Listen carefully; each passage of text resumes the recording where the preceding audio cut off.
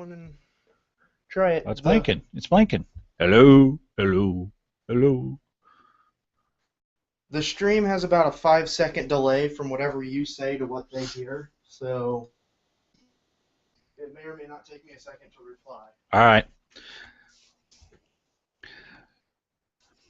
So this is a test of the emergency broadcast system. I'm hoping that everybody can hear me. So Austin, if you're out there and you're with me today, go ahead and put something in the chat to let me know that you are alive and doing well.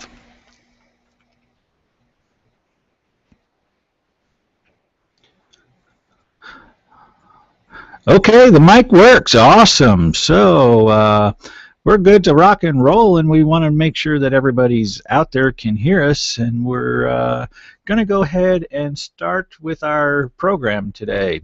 So the first thing is I want you all to know a little bit about who I am.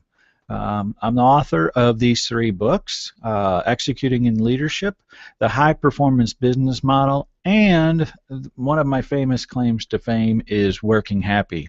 Working Happy is about taking the four natural chemicals that the brain produces in order to make you happy. And those chemicals are uh, dopamine, oxytocin, endorphins, and serotonin. So if you want to make yourself happy, you're going to need to learn a little bit about these chemicals.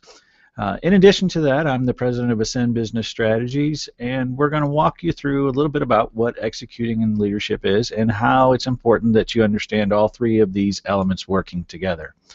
So the first thing is I want you to understand why people don't change. Well, I want you to understand that kids are different than adults. So the learning curve for adults is much different than kids. Adults want to know how they can apply what you teach and how they can use it immediately. Kids will take things at face value.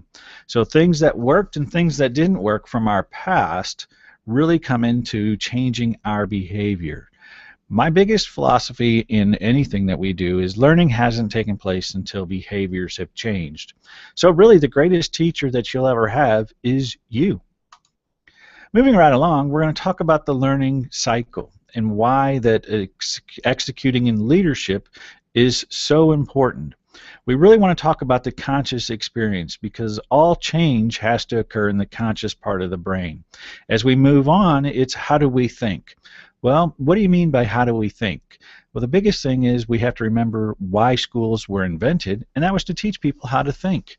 And as we go through it, is we're going to give you processes and systems on how to think. The next one is we're going to ask that you write things down. Why? Well, we know that recollection of information is much, much greater if you write things down. Then we're going to talk about it. We're going to do some small group activities in executing leadership, and we're going to do some individual as well as some you're going to process the information back. The fifth element is planning. Planning is vital to changing behaviors because we have to take something either from the unconscious mind or a behavior that we currently don't have, and we got a plan of how we're going to bring that to the forefront. And then the sixth element is do. So this is really the learning cycle that all of our programs go through, and we're going to walk you through all of them as well as tie them to the happy chemicals in the brain. Now, the big thing that you have to understand is learning really doesn't take place until after you leave our session. What I mean by that is if you look at this learning with excellence, and this information came from Stanford University in 2012, and we're going to look at what is the gap. We're going to look at knowledge transfer, behavioral change, and then you sharing the knowledge. But the big thing is, even if I'm on my absolute best, the best I can get you to is 48% of the learning. 52 of it depends on you applying this information in your world. So learning really, the majority of the learning takes place after you leave our workshops. So, do you ever feel like this? I know I do all the time. Beating our head, or we don't necessarily know what to do, or we're feeling overwhelmed. So let me give you an introduction here of what is executing in leadership.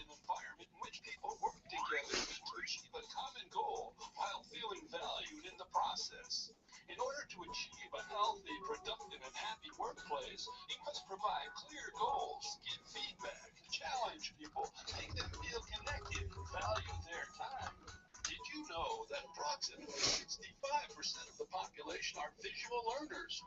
The brain processes visual information 60,000 times faster than text.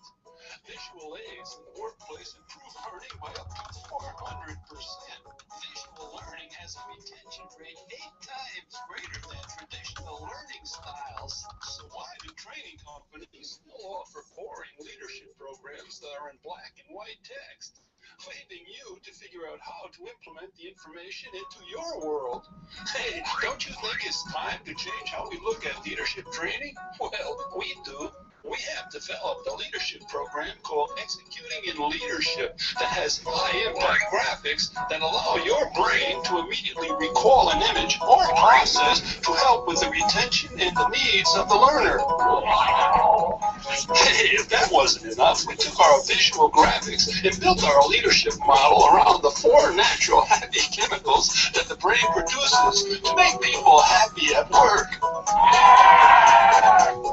We know that happy people are more productive, are more engaged in the organization, which impacts the profitability of a company. We think it's time we change the world. If you would like to see a sample of how we work with people to change their behaviors and make them happy, click the link and we will send you one of our happy tools with instructions how to implement this tool into your organization.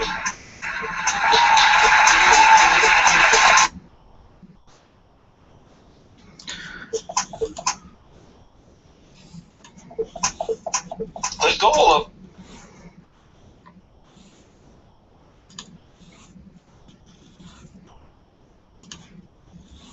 All right, so we're going to explain our SAGE culture to you a little bit and how we're going to take energy, connections, influence, and integration, and we're going to tie them all to organizational purpose, or what I like to refer to as the business world.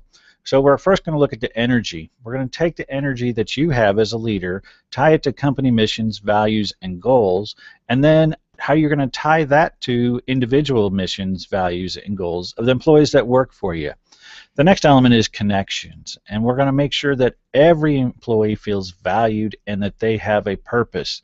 So we have to define what the organizational purpose is, and then we have to identify what each job purpose is. While you are releasing happy chemicals through the connection aspect, is you're releasing what we refer to as oxytocin, or the bonding chemical. So we go on to the next one of influence. Influence is one of the hardest to do in our model, and that is clearly defined accountability, not only for the organization, but for the people that work for you. This is what's real different in managing people nowadays versus 10 years ago, because the culture of organizations 10 years ago was that you just showed up and worked. Today it's not so much. Everybody works in teams and they want to be part of a team. So we have to influence them to deliver results. And then the fourth part of it is integration, and that is what we refer to as efficient systems and processes.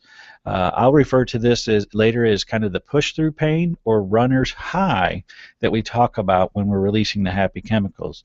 Because the closer you get to a goal, actually the harder people work. So as we go on, I'll explain a little bit more about this in detail. Now I want you to show you the model and how I want you to ingrain this model in your head. So Austin, I'm just going to jump through these real quick because I don't have the information filled in there. As we go through there, now after I've talked to you a little bit about it, I want to show you how our visual tools work. It's basically so we can instill a visual image in somebody's mind so that they can recall it later. We teach them how to walk through these steps. You'll notice that you'll have steps 1, 2, 3, 4, 5, and 6. And that is the process that we want to go through, but it's more important that you understand what the visual image looks like. So do you have people in your organization that are sucking your will to live? And I'm going to answer is yes. All of us have those people inside our organization that are actually pulling us down or making it much tougher for our organization to be successful. So as we go through that, and I also want to talk about the emotional cocktail. And the emotional cocktail is how we respond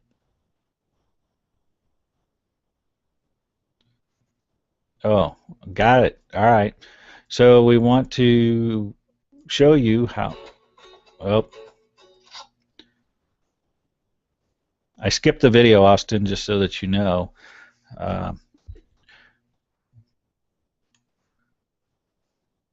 Why don't you come on back here, because I really just wanted to do a test run, because I really wasn't sure of all the slides.